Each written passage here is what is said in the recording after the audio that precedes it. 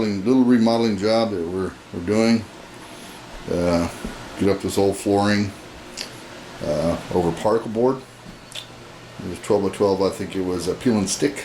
We glue down below that, so it's pretty difficult getting it up where it's stuck hard. But I bought this new the new Dewalt oscillating tool, 20 volt max, with a chisel, and it is doing a heck of a job on this.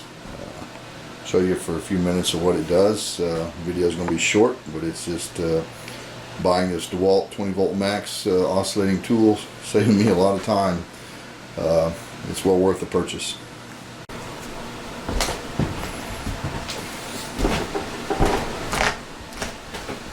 Okay, here we go.